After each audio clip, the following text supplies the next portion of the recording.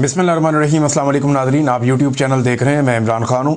ख़बरें इंपॉर्टेंट हैं लेकिन बहुत बड़ी तादाद में नहीं है। तो ये मलिक रियाज़ वाले मामले में एक ख़बर चली है और ये ख़बर जब शुरू हुई तो कुछ मोतबर सहाफ़ियों ने ये ख़बर दी कि मलिक रियाज़ की कोई डील हो गई है आर्मी चीफ़ से। और मलिक रियाज़ साहब जो बहुत बड़े प्रॉपर्टी टाइकून हैं, पहले इन्होंने पाकिस्तान के अंदर बहुत सारे प्रोजेक्ट किए, बहुत सारे हवालों से मुतनाज़े भी रहे हैं। उसके बाद मलिक रियाज़ साहब ने जो है वो पाकिस्तान से बाहर बैनुल-अक़वामी सतह पे प्रोजेक्ट शुरू किया। दुबई में इनका बड़ा कामयाब हुआ प्रोजेक्ट और वहाँ पे इन्होंने यानी बहुत सारे ओवरसीज़ पाकिस्तानी वहाँ गए, मैंने उसकी इत्तला ली थी।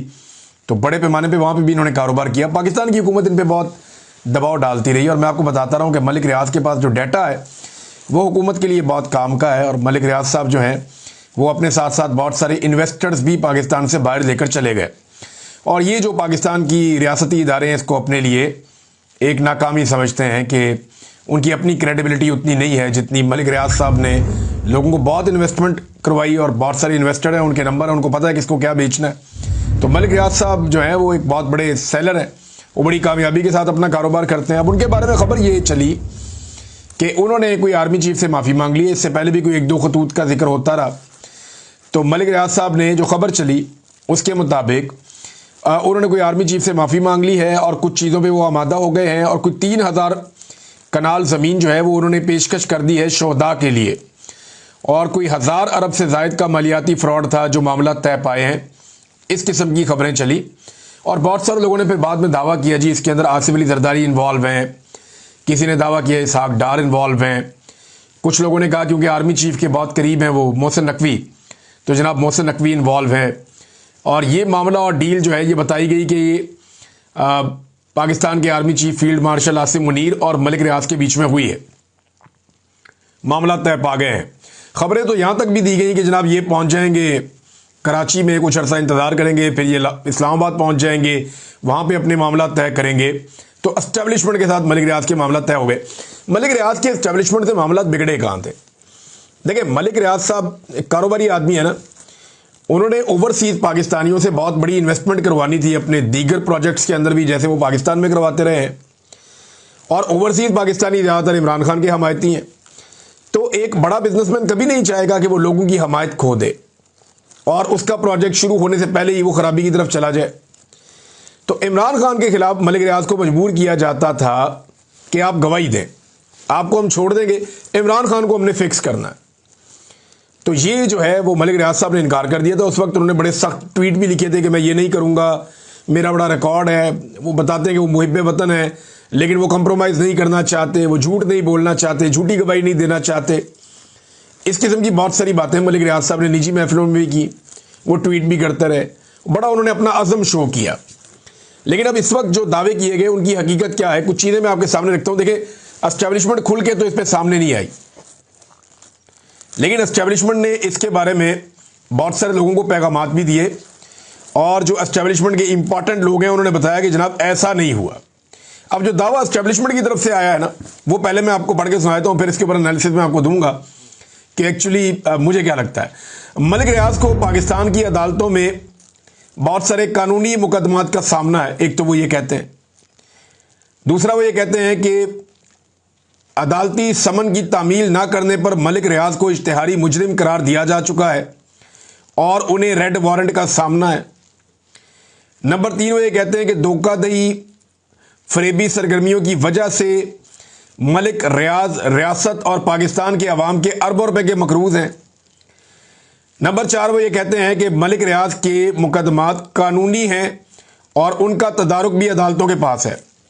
नंबर 5 जो मिलिट्री एस्टेब्लिशमेंट के ज़राए वो ये कहते हैं कि शोहदा फलाही स्कीम एक मुकद्दस जिम्मेदारी है जिसे रियासत, हुकूमत और इदारे अपने वसाइल से पूरा करते हैं या पूरा किया जाता है। ये जनाब जो मौक़िफ़ है उधर एस्टेब्लिशमेंट की जानिब से वो ये है। और ये भी फिर मीडिया पे मुख्तलिफ लोगों ने बताया कि जनाब अब वो डिनाई कर रही है एस्टेब्लिशमेंट या उनके सोर्सेज, वो ये कह रहे हैं कि कोई डील नहीं हो रही। देखिए ये जो चीज़ें बताई गई हैं इसमें मलिक रियाज़ को पाकिस्तान की अदालतों में मुतअद्दिद कानूनी मुकदमात का सामना है।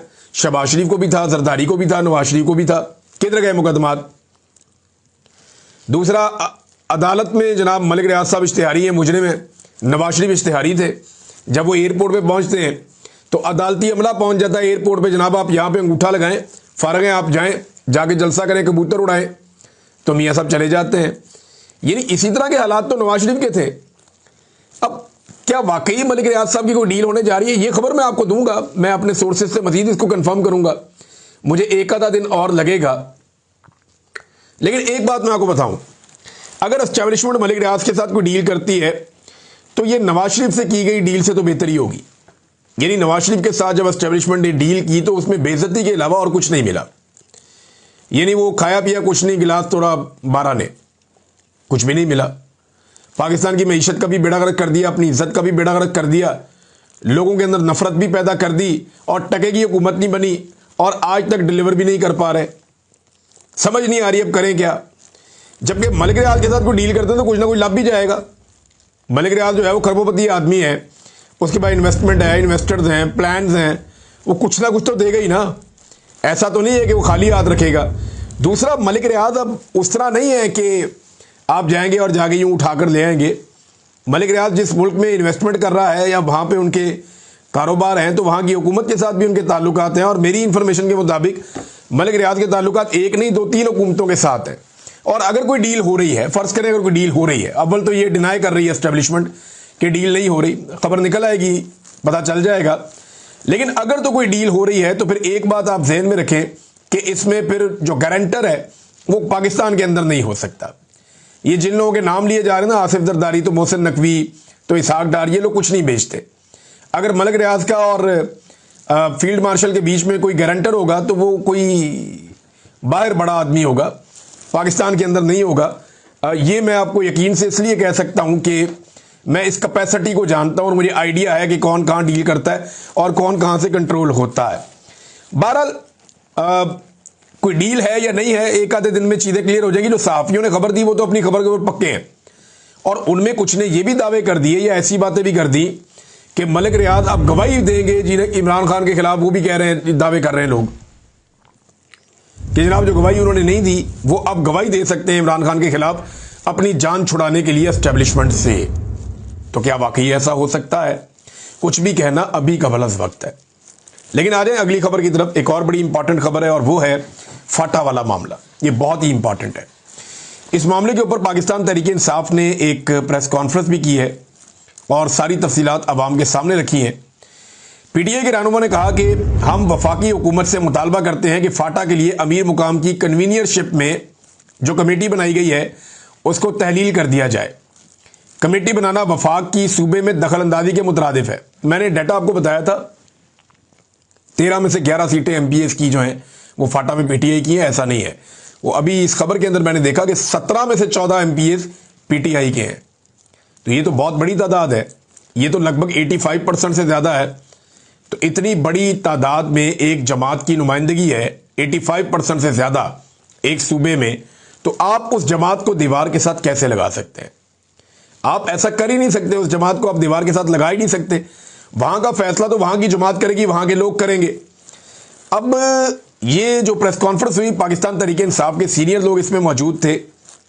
उन्होंने कहा जनाब फाटा के आपने पैसे देने हैं, आप पैसे नहीं दे रहे, और फाटा के जो वसाइल हैं उन पर कब्जा करने की कोशिश की जा रही है। शाह फरमान ने भी ऐसे ही बातें की और इन्होंने सामने रखा मामला मादनियात वाला कि मादनियात पे कंट्रोल करने के लिए एस्टेब्लिशमेंट की एक चाल है और अब वो फाटा को काबू करना चाहते हैं। फाटा का हक तो दिया नहीं गया, जो पैसा फाटा को मिलना था वो पैसा फाटा को नहीं दिया, लेकिन फाटा के ऊपर टैक्स लगाने पहुंच गए। भाई टैक्स तो आप बाद में लगाते हैं ना, पहले तो आप वहां पे तामीर व तरक्की करते हैं। तो जो वहां पे पैसा देना था, यानी ये एक डाटा उन्होंने हमारे सामने रखा और उन्होंने बताया जनाब कि मुशावरत एक बहाना है और फाटा जो है वो निशाना है। साथ ही उन्होंने कहा कि कोई 700 अरब देना था फाटा को, अब 3 साल बाकी रह गए हैं और फाटा की मकरूज है वफाकी हुकूमत जो फाटा को पैसे नहीं दे रही। अब अगर 27वीं आईनी तरमीम के जरिए से फाटा को वफाक वापस लेने की कोशिश करता है तो ये एक बड़ा फड्डा पड़ जाएगा। वहां लोग रोजाना एहतजाज कर रहे हैं।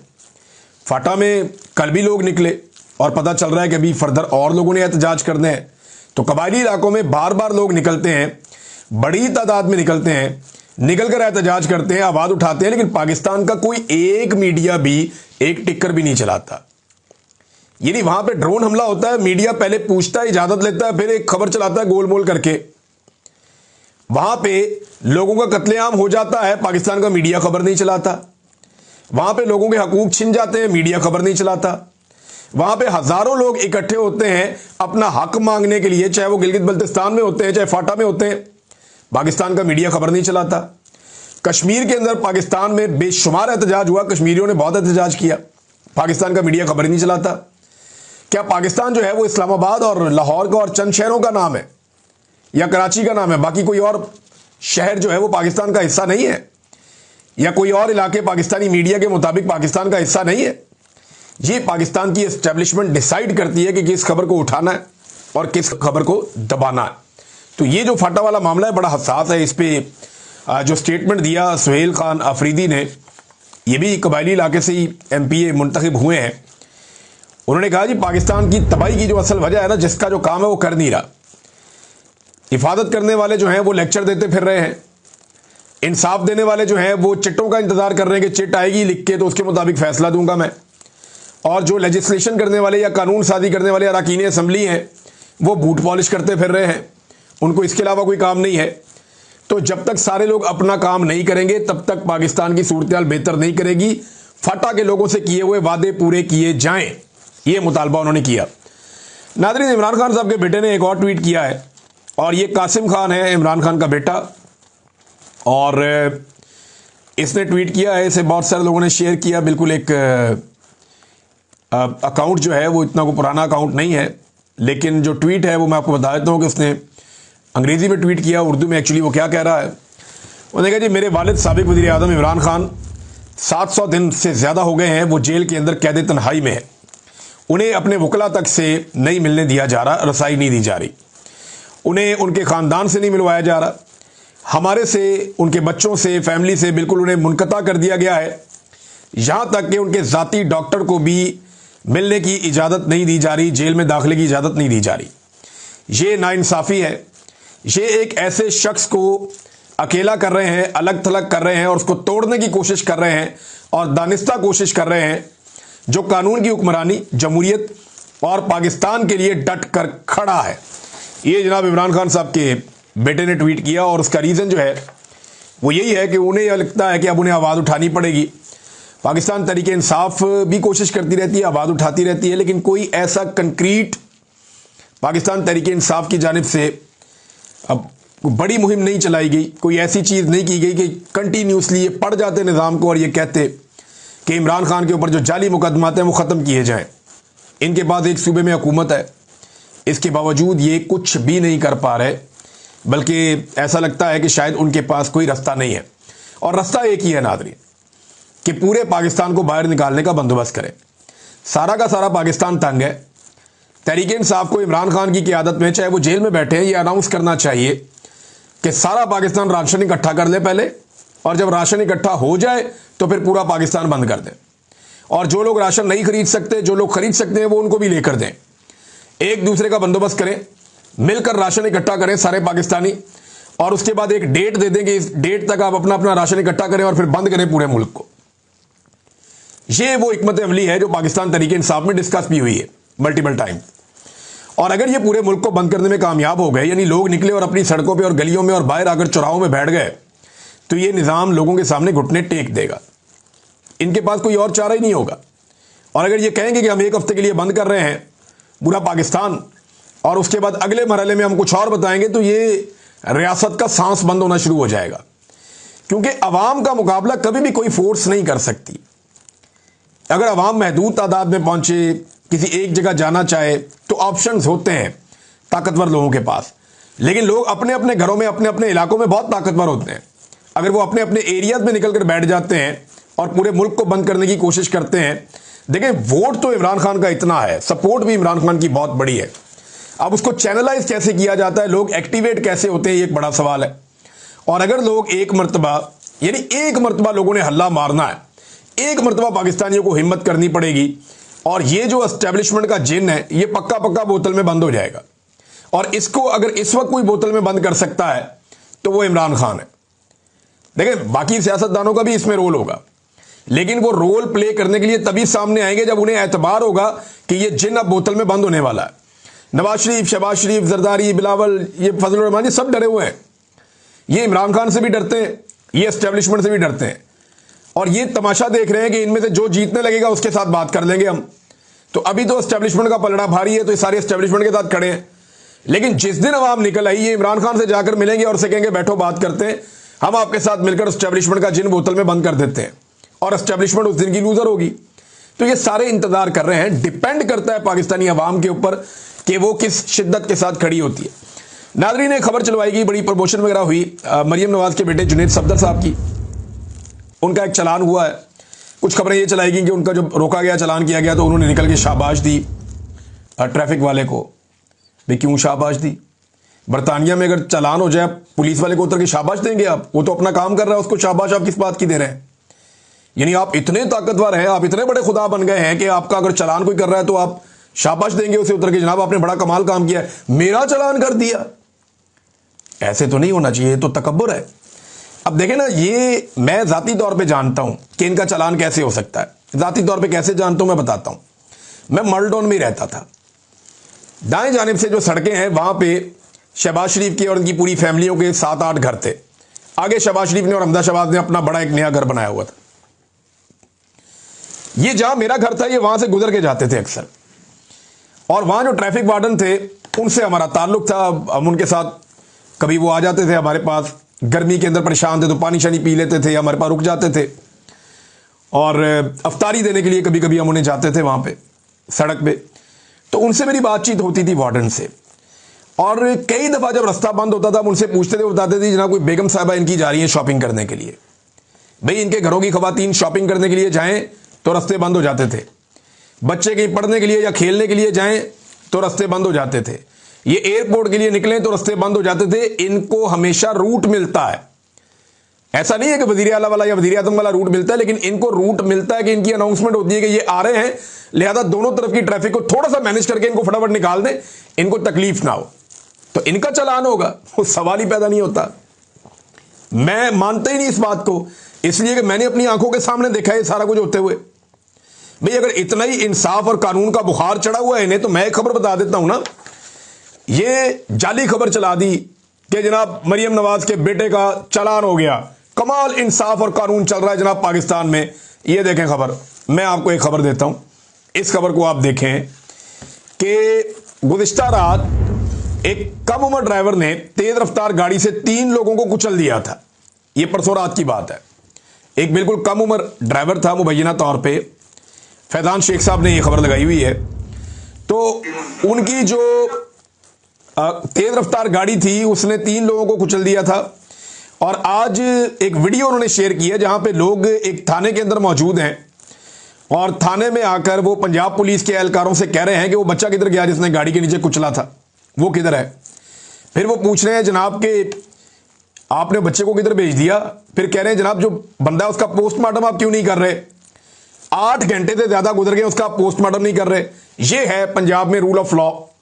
यानी एक तरफ वो बताना चाह रहे हैं कि ना वजीर आला के बेटे का चलान हो गया, दूसरी तरफ जो सड़क पे आदमी मारा गया उसका पोस्टमार्टम नहीं हो रहा, और जिसने मारा है वो कोई बासर आदमी है, बच्चा है, वो चला गया। ये देखें ना आप, ये थोड़ा सुन भी लें इसको।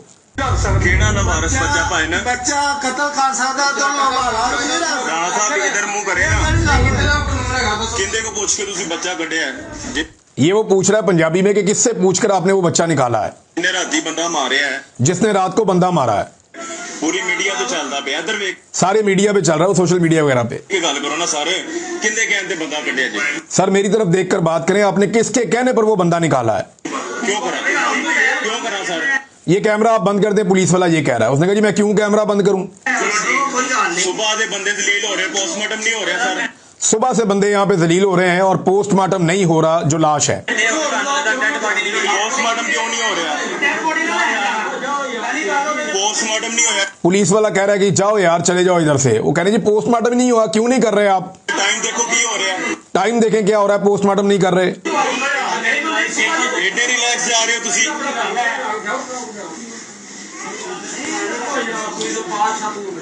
जनाब है देख सकते हो तुसी Shahdara town police station Rafaqat साहब ये जनाब सुबह 8 बजे फोन किया ते जनाब कह रहे हैं कि जी मैं सो रहा वा ते मैं नहीं जा सकता अजे पोस्टमार्टम। कह रहे हैं जी सुबह से इनसे राब्ते में, अब दोपहर का वक्त है, ये उधर वहाँ मौजूद थे और इनका पोस्टमार्टम नहीं हो रहा था। रूल ऑफ लॉ होता है तो फिर हर जगह पे होता है। ये ड्रामे जो है ना, ये करके आप, ये सस्ते ड्रामे, ये हल्की हल्की अदाकारी, यही शहबाज शरीफ की हमने देखी है, यही हमने इनकी बाकी सारियों की देखी है। आजकल हम बिलावल की भी देख रहे हैं, कभी वो बैग उठा के आ जाता है, कभी वो बहुत अजीब सी वॉक करता है, कभी हाथ के अंदर कोई कॉफ़ी का कप पकड़ के वो अजीब तरीके से वो आ जाते हैं। यानी मेरी समझ से बाहर सारे ही एक्टर इकट्ठे कर दिए पकड़ के, सारे अदाकार ला के बैठा दिए और ला के उनसे आप कह रहे हैं कि मुल्क चलाओ। इन अदाकारों ने मुल्क का बेड़ा गर्क करना है, मैं एस्टेब्लिशमेंट को ये बता रहा हूँ। आप निकले बीच में से, अवाम को फैसला करने दें कि अवाम ने किसको हक के हुक्मरानी देना है। वो इनको दे दे, बेशक ये चला लें, लेकिन अवाम को फैसला करने दें। अब तक के लिए इतना ही। अपना ख्याल रखिएगा, अपने इस चैनल का भी। अल्लाह हाफिज़।